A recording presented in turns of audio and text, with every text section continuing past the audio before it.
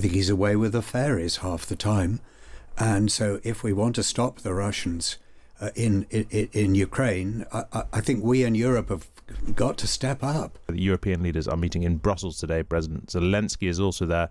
He's hoping to finalise a deal to get, I think it's 210 billion euros worth of frozen Russian assets to be unlocked in order to aid Ukraine's war effort. What I think is really interesting, though, is a report in the Times today that says that Washington has issued a private warning to Europe against giving those frozen billions to Kyiv, with the Belgians and others protesting that it will damage the reputation of European financial institutions if the money is deemed unsafe by the people who put it there.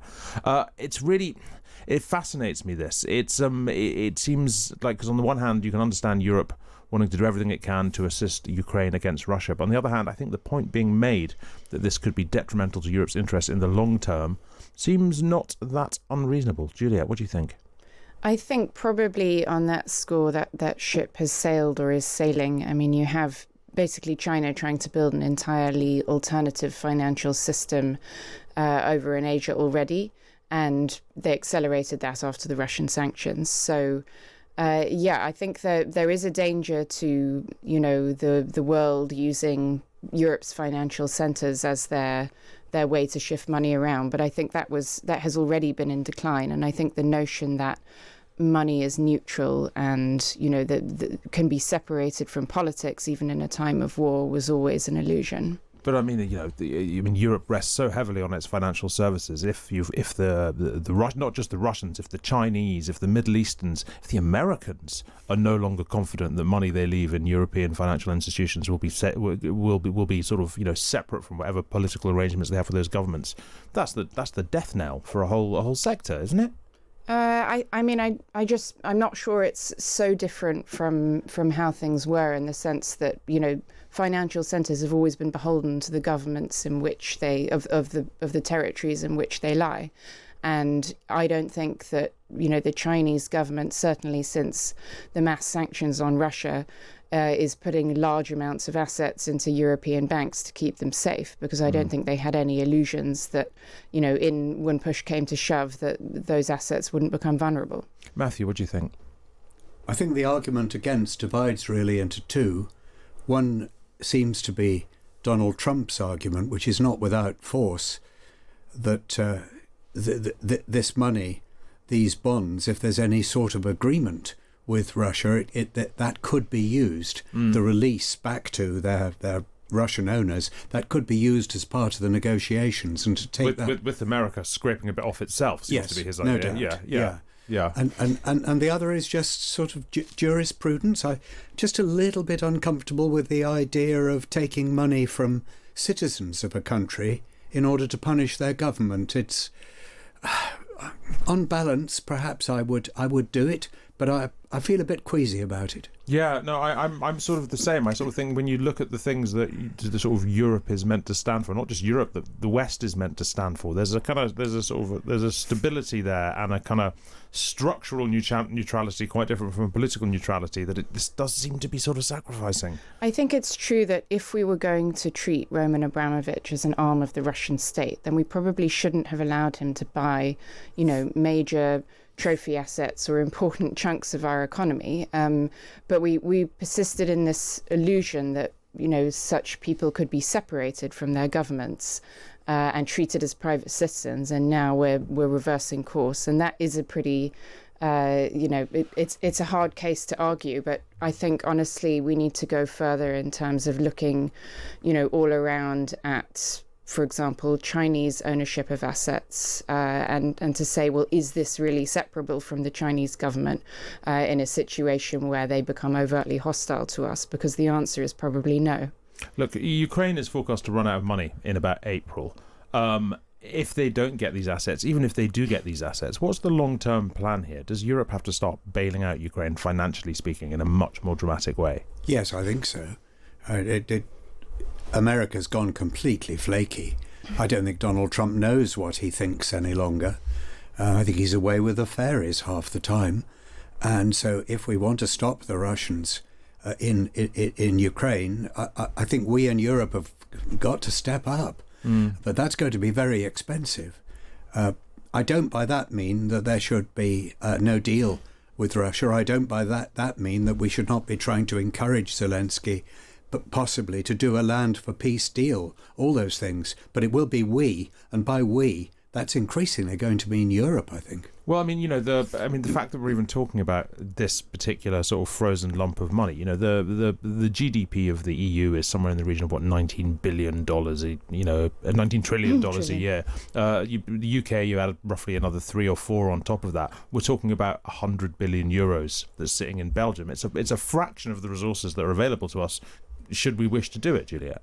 Yeah, honestly, Europe has almost, we frittered away all the time we were given. We were put on notice very clearly in 2016 that America was not going to foot the bill for Europe's security forever, not least because it can't, because it's relatively less rich than it was compared to, hostile states against it. And we've wasted all of that time. And, we could have built up an industrial base since the Ukraine war. It was not beyond the wit of man to really take over all armaments production, for example. Certainly Germany could have done so, combined with Scandinavia and some help from the UK.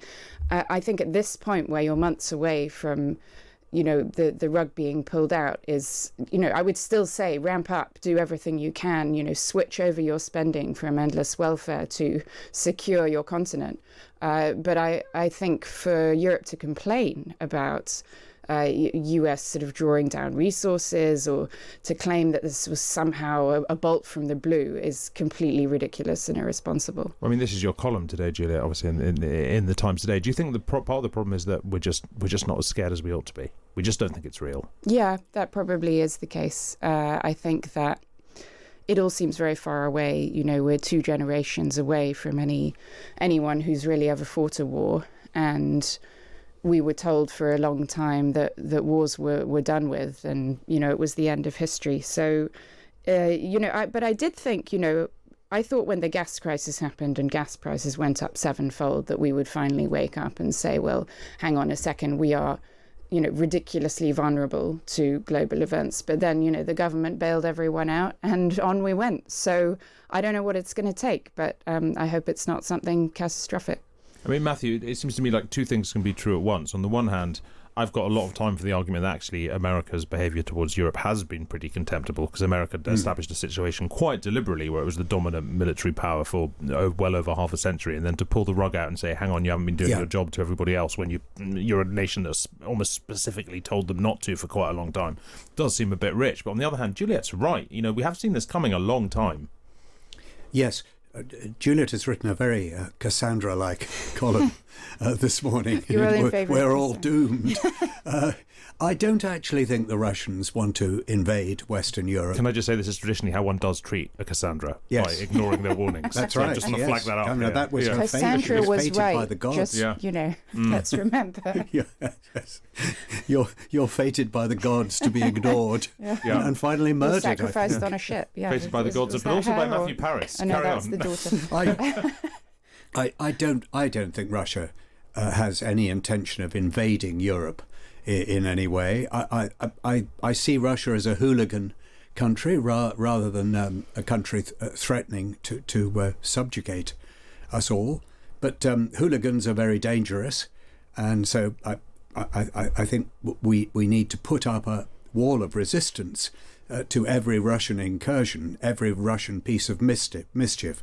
But without telling ourselves that we're going to be invaded, I don't think we are. Well, I think a Russia that's not succeeded in invading successfully even Ukraine is obviously not going to be marching up on the beaches at Dover. But that doesn't stop it being quite frightening and a proper challenge. Yeah, I don't think Russia's going to invade us, but I think Russia has a clear and explicit aim of dismantling NATO, of causing NATO to cease to be a meaningful alliance. And there are lots of ways you could think of that they might do that in a situation where they're not having to keep pouring resources into Ukraine.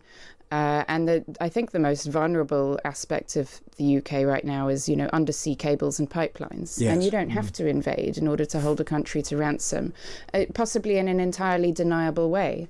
If you have submarines going around the North Atlantic and, we just don't have the resources to police it all and to defend it, or we haven't put them into that. We haven't put the resources into it. So I don't think you have to believe that Putin wants to land troops in Scotland or anywhere else to think that this is really an existential threat to the whole architecture that's kept Europe safe for more than a generation. Well, Matthew, Ed Lucas in the Times today, lots of strong columns in the Times today, and we'll be talking about another one later. But he basically refers to Blaise Metrovelli, the new head of MI6, her speech yesterday, and which she sort of implies, doesn't quite say, but sort of implies that the kind of stuff that Russia is doing, covertly to our infrastructure, maybe we should start doing it to them. What do you think about that? Yes. I don't think we should be trying to cut their lines of communication, but it's time we sunk a couple of their ships. Just sink the ship in the first place. I mean, you said that like it's less, and I'm pretty sure that's more. No. Less is more. No, that's defensive, because what are the ships doing in the first place? And isn't Blaise a wonderful name for the head of MI6? I'm sorry to be trivial, but I was at university with her. Didn't really know her at all, but she was a very intimidating figure. Big rower, I seem to recall.